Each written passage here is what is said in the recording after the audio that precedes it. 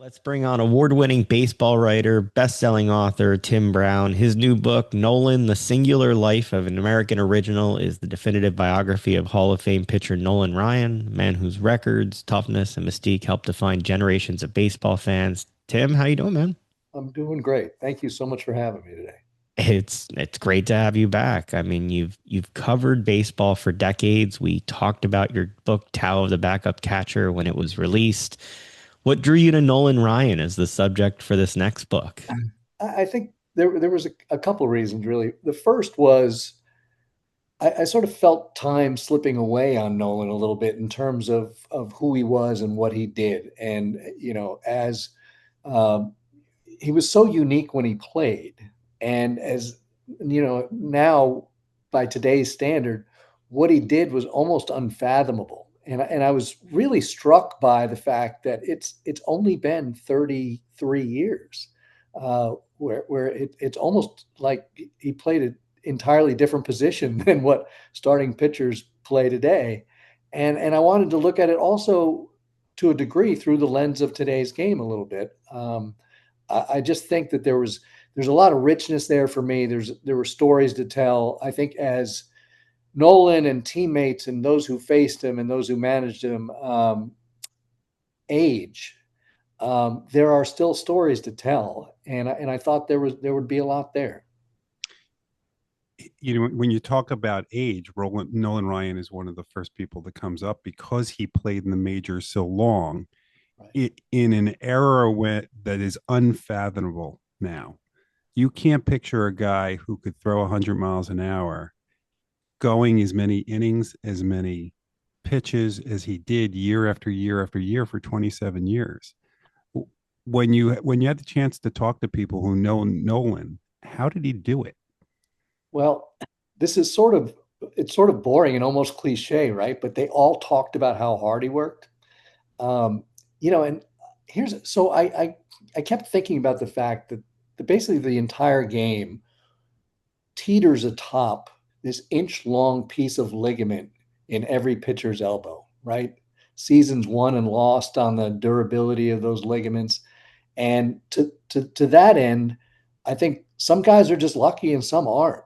Some guys' arms hold up and others don't. His obviously was something entirely different, something we'll never see again. Certainly, we'll see maybe pitchers throw into their 40s, but they won't be power pitchers likely. I think Randy Johnson may be the last of the great power pitchers in their 40s. Um, but I think there's also an element to this, and again, undefinable. He really wanted to keep pitching, and I think that's sort of what led to the work ethic. But this, I think, it goes back to he, he considered he realized early on in while he was playing baseball, even in high school, that this appendage hanging off the right side of his body was a gift. Like he could just throw hard. He growing up as a kid, it just made sense to him. His body worked that way, and he came to believe that it was a gift and that it wasn't something to ride for the rest of his life and get, what do what you can and here it is, but something that was important for him to honor, that he owed something to this gift that he was given as a kid. And I think that, every step he ran, every weight he lifted, every day he committed himself to being the best pitcher he could be ultimately resulted in a 27-year career. You write that he represented both baseball and Texas in a unique way. Can you talk about that and also how intertwined are those identities? It's a great question because when I was first talking about this book with an editor at Hachette, and he was really gung ho on it. We were sort of kicking it back and forth, and he thought that a good thick Nolan biography would be great. And I come to learn later on that he grew up in Dallas. And I thought, what is the deal with people in Texas and Nolan Ryan? And the more I thought about it, the more it sort of um, there was no pitcher or no athlete in my lifetime who's more emblematic of where he was from than Nolan Ryan. And I think that relationship played out over his third act, which was in Houston, his fourth and final act, which was just outside Dallas and Arlington. And I think that the relationship between him and the state, him and the people of Texas, he talked like them, he walked like them. That they call it a pitcher lean, which looks like an old gunfighter lean, where your dominant appendage hangs a little lower than the other. He wore the boots, he wore the hat. There was just so much about him that people in Texas hope to see in themselves, where this tough guy, this hardcore competitor, a decent human being by all accounts, dedicated to whatever jersey he was wearing, dedicated to his profession. The competitor in him was off the charts. And then when he started doing things like no hitters and in a Texas uniform, winning a 300th game, throwing two no hitters in a Rangers uniform, beating up Robin Ventura in a Rangers uniform, that relationship became forever. That relationship became, you will always be on that Mount Rushmore of Texas people. And I had more than one person give me the same four names: Sam Houston, Davy Crockett, Tom Landry, and Nolan Ryan. So there's just something about Texas and Nolan. And I don't know if, unless you grew up there, you'd never quite get it, but I'll take their word for it at this point. You mentioned Robin Ventura. You spend a lot of time in your book talking about uh, a couple minutes of time. Why is that so emblematic of him? And why did you take such an interest in that particular moment? I think so. One of the challenges, I've written some books before um, about people that maybe the public didn't know particularly well.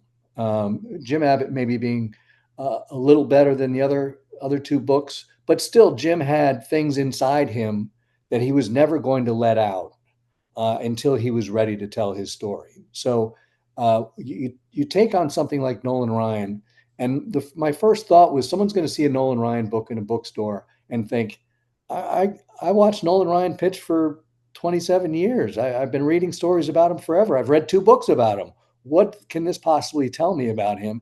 And I thought that the sort of the unmined part of him was the human being in him, the married to the same woman now for going on 60 years. The putting a Houston Astros bat boy into college, paying for that. His relationship with his children, and then the Robin Ventura thing. And at 19 years after the fight that we all saw, and we still see probably once a week if you're not careful, it was important to Nolan to shake Robin's hand again. That Robin comes into Texas, he's going to manage the very first game of his career with the White Sox, and Nolan felt bad that he was going to get booed in the ballpark that day. And so I think what he wanted to say was, look, everybody else may still be mad at you for some reason. I don't know why you'd be mad at someone for getting beat up, but here we are. But I'm not one of them. I'm not one of those guys. I'm not holding a grudge. I hope your managerial career is terrific. Robin shook his hand, said, hey, wait, those are the years that the Rangers were getting to the World Series with Nolan as the team president.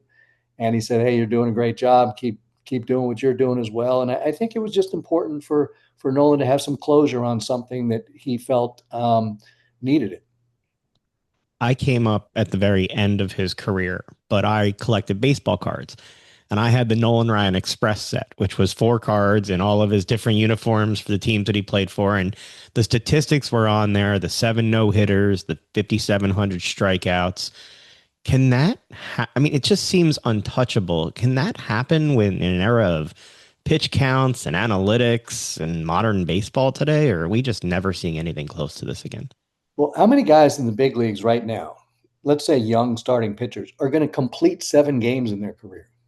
One of the really sort of the fascinating stats that jumped out at me was if you take the 3 arguably best pitchers from the generation that is just now ending, you get Kershaw, Verlander, and Scherzer, right?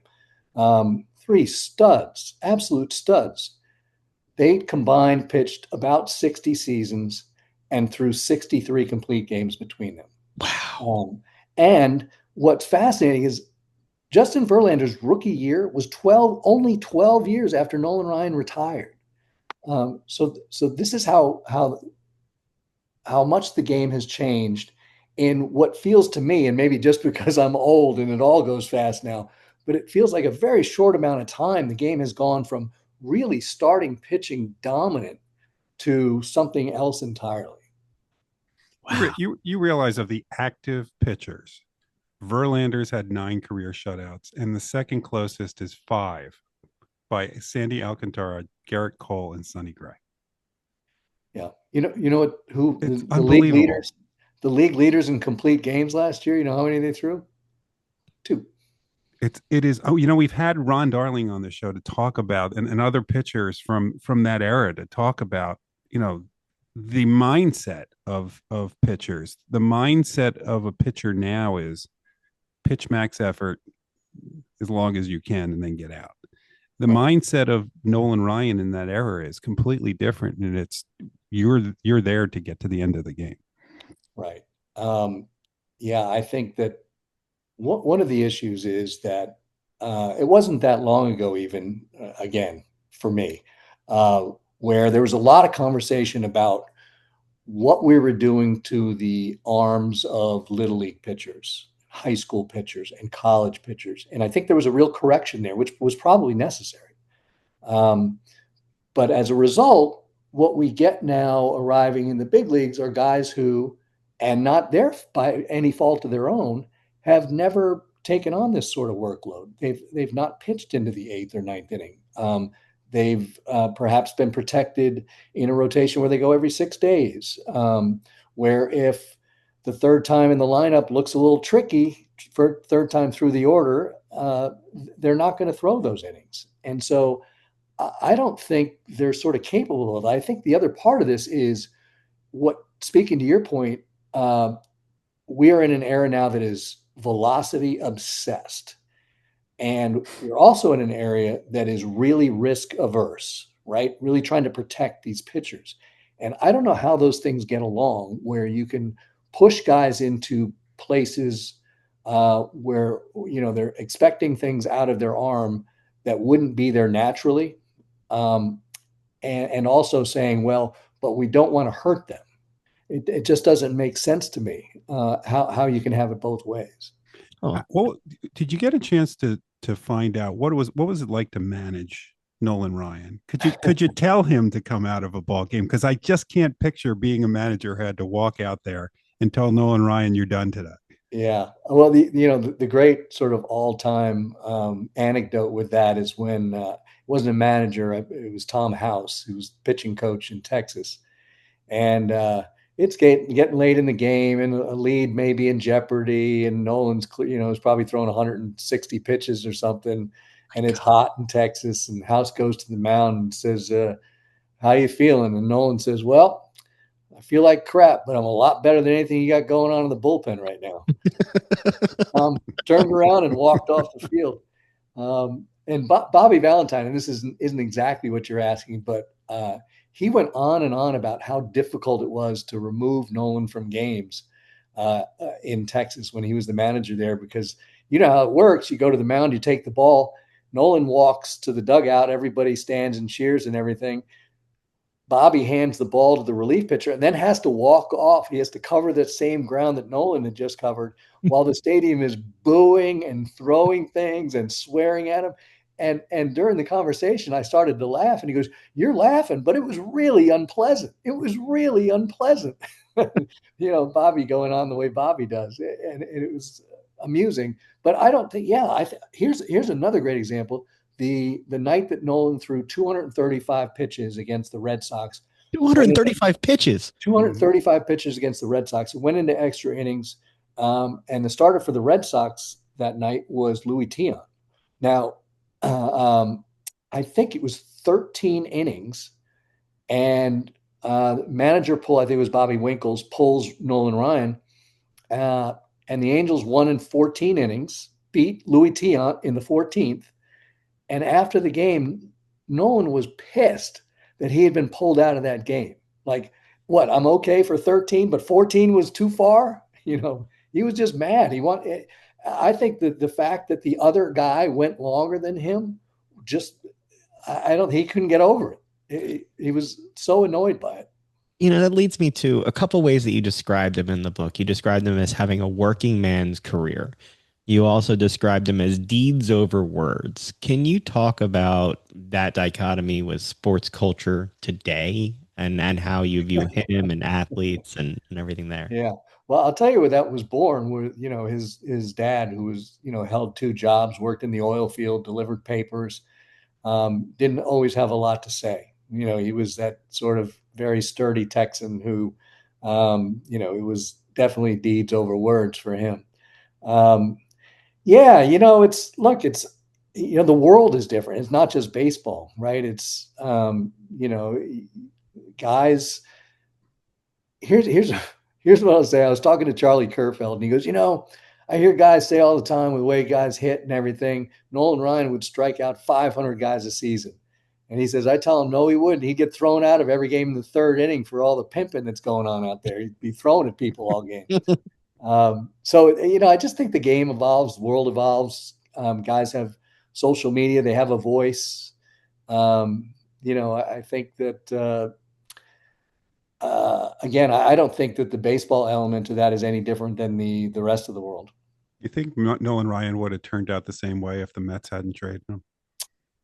It's a great question, right? Because he had to go to Anaheim to get a pitching coach who recognized the flaws in his delivery and his mechanics and get him sort of everything moving toward the plate as opposed to where he had been with the Mets, where he didn't get that sort of coaching or at least it didn't take and was forever going to be a guy who was, sort of on the cusp of, is he a reliever with all that stuff? But he's wild, or is he a starter? I don't know if it. I don't know if they ever rein him in exactly the way the Angels and Tom Morgan was able to, and I don't know how much patience Nolan would have had for just being a mediocre pitcher. Now I understand that he had a close to a 500 record, which some people would think of as a mediocre pitcher, but he clearly was not a mediocre pitcher. Um, and so I don't know if Nolan would have bopped around thinking, this is good enough, if just being average was good enough for him. So uh, I guess my answer is no. There's Come to something, think of it, no. there's something that kind of comes across as nostalgic about Ryan in the book, kind of almost mythical. Did writing this book feel like you were documenting the end of a baseball era? Oh, yeah. Yes. I kept thinking it felt like I was like an archaeologist where I was pulling up bones and dusting them off and rebuilding this thing.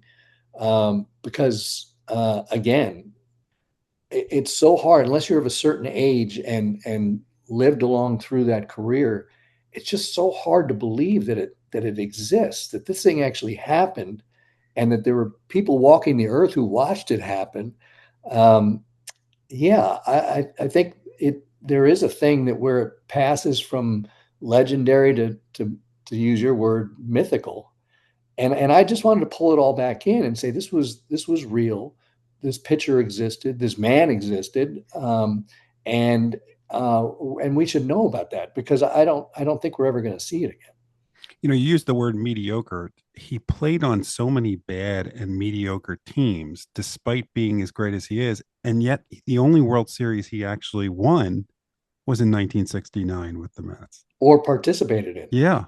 for It that was matter. was there was that hard for him? Like, does he look back on his career and really struggle with the fact of his greatness and the mediocrity of what surrounded him? Yeah, I think he's, by the end of his career, surprised. Even when he and I talked about it, I sat with him about a year ago, and he said, "Yeah, you think he was 22 years old at the time, and his whole life was out in front of him, and he was surrounded by good players. As Tom Seaver, even though they were pretty close in age, had become almost mentorish to him. Um, he pitched great in that NLCS against the Braves. He saves a game in the World Series. The Mets were good finally. So I'm sure he was thinking, geez, here we go. This is going to be fantastic. I think the the Rangers teams when he was a president that lost the World Series were really difficult for him because I think he was trying to probably in his mind sort of answer to that thing where you know sort of hadn't won a World Series since whatever and only felt sort of on the periphery of the guys who won that World Series. There were bigger names and they played a larger role in it. I think that what it does answer to is, never won a Cy Young, right? That's the thing that a lot of people talk about, and which and is I think that stunning for all yeah, of the success that well, and it's interesting because I actually, I spent a couple days thinking, okay, I'm going to go find the season where he, without a doubt, should have been the Cy Young Award winner. And there's really nothing that stands out like that. There were a few where the vote could have gone either way, but it wasn't like he was blowing away the field in terms of any of those things. It was bad timing. Jim Palmer would have a great year. There was a season where Sparky Lyle won a Cy Young. 81, he may have been the best pitcher in the National League that year, but that was the Fernando Mania year, and everybody was on board, and the votes happened the way they happened. But it was Fernando had sort of a Ryan-ish year in '81, so um, it's that the fact that he pitched on such mediocre teams, the fact that he got like historically low run support across his entire career. One of like the worst, some of the maybe top five worst run support to pitchers who pitch a significant amount of innings. I think speaks to all of that. reading the book, it seems like it's about more than baseball. It's about America. It's about masculinity. We talked about his work ethic. It's also about aging. Was that intentional from the start of the book? Well, I think that's I'm about to turn 64 and it's so jarring. So I don't know if I went in thinking about that, but you sit across from a guy and you're sort of from the same era and you start to talk about things and you start to notice things in the other person. He was probably noticing the same things in me, the parts that aren't working quite as well as they used to.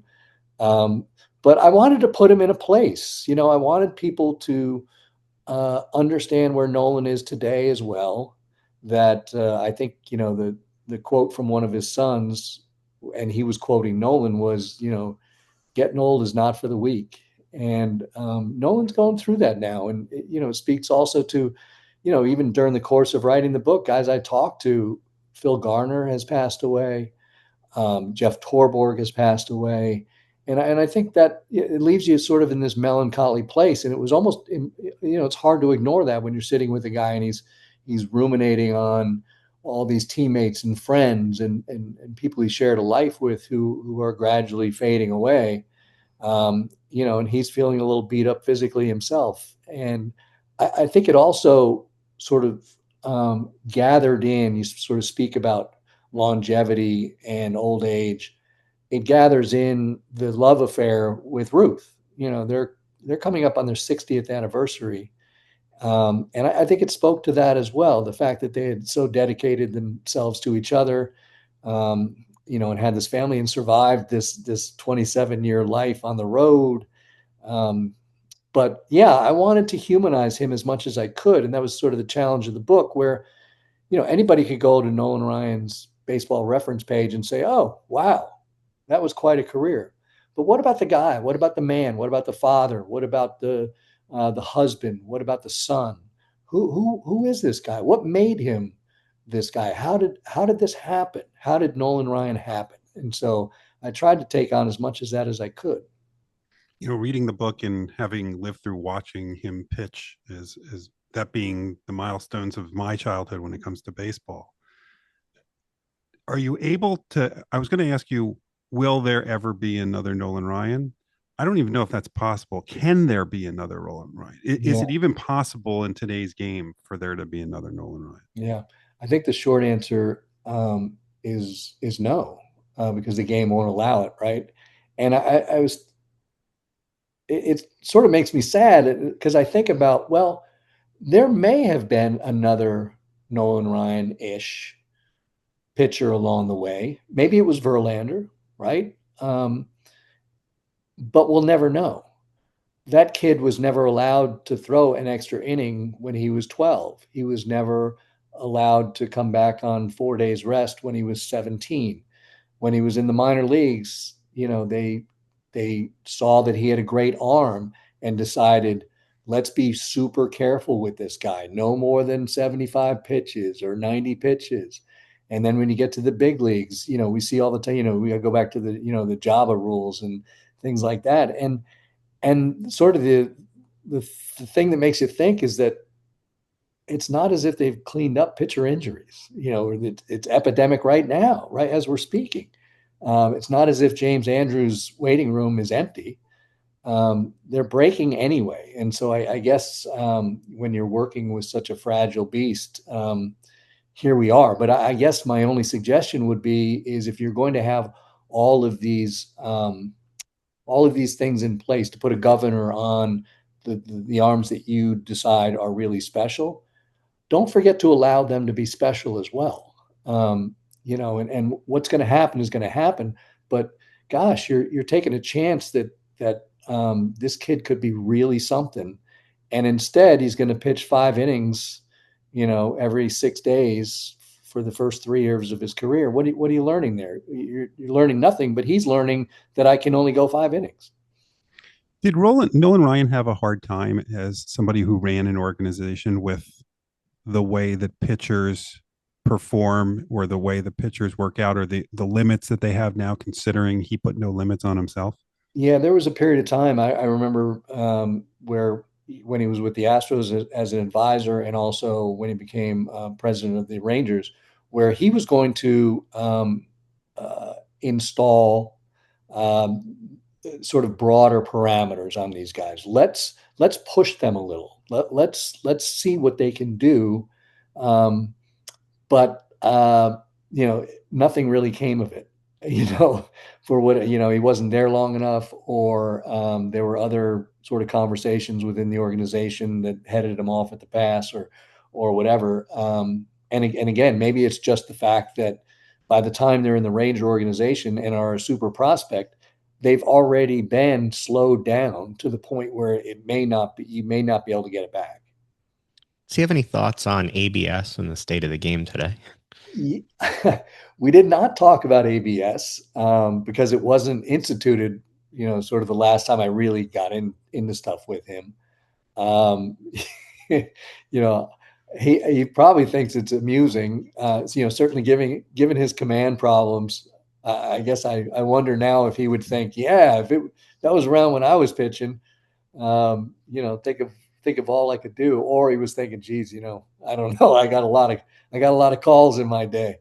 Um, I think that like any veteran guy, like any guy who played 30 some years ago, there are parts of the game he still loves and parts of the game that he wishes sort of stayed the same. And I think we all sort of feel that way, right? You have the game you grew up with that you love, that looked a certain way, and it's hard to give that back up. That was the thing that made you fall in love with the game to begin with. So, for me, it just so happens, give me Tom Seaver and Bob Gibson, or Tom Seaver and Steve Carlton. I was a Mets guy. On a Saturday afternoon at Shea Stadium, and that to me was joy. That just two guys just punching each other in the neck until they figure out who won, and then everybody would go home. And look, I feel lucky that we get to have a Christopher Sanchez and Zach Wheeler here in Philly. I mean, on last Sunday we saw Zach Wheeler and Paul Skeens. We saw Luzardo and Suarez in a matchup. Like the Yeah. pitchers that we're throwing out there as starters are going longer in a league that doesn't go any length. So I feel like we're kind of a little spoiled at times here with the staff we have. Yeah, and there are a handful of guys who can still hold up over 8 or 9, but it's so rare. It's like this lightning bolt when you wake up the next morning and there's one pitcher in the box score for a team. It's like, wow, I got to read about this. What happened last night? Because even in those great matchups of today, if it's a 1 run or 2 run game, you're thinking, all right, when are they going to go to the bullpen? Who's going to pitch the eighth? There is no sense of, you know boy, this is going to be a great ninth inning, these two guys. All right, wrapping up. After spending so much time immersed in this story, what's the biggest lesson that Ryan leaves behind, and what do you hope readers take away besides just baseball history from your book? I think for me, and I'm sort of a romantic and a bit of a sap. I think we all get a gift, right? You're good at something, and the first job is finding it. Where's your passion? What's it going to be? Um, but the next part of it is honoring it. How serious are you going to be about this? How hard are you going to work for it? And Nolan, as a kid, again, this arm is a gift, and now what are you going to do about it? How hard are you going to work for it? That to me is the thing that sort of stands above all else is are you going to dedicate yourself to this thing that you've been given? And you know, maybe it's hosting a podcast, or maybe it's turning over numbers somewhere. Maybe it's, writing a baseball column, whatever it is. But, are you going to show up for it? And I think that's what sort of Nolan, for me anyway, what Nolan leaves behind is what are you going to show up for, and how hard are you going to work for it? The new book is Nolan, The Singular Life of an American Original. I really enjoyed it. I know Jeff did too. It's a compelling look at one of the most iconic and enduring figures in sports history. Tim Brown, we always enjoy when you put out books. We enjoy more when you talk to us about them. Thank I you got to for work your harder to get time. back on the show more often. Hey, we'll have you on even when you don't have books. Don't worry. I mean, you let us know that we'll call. But nah, thanks I so much and appreciate best it, of luck man. with it. Okay. It is great visiting with you guys again. It was really fun.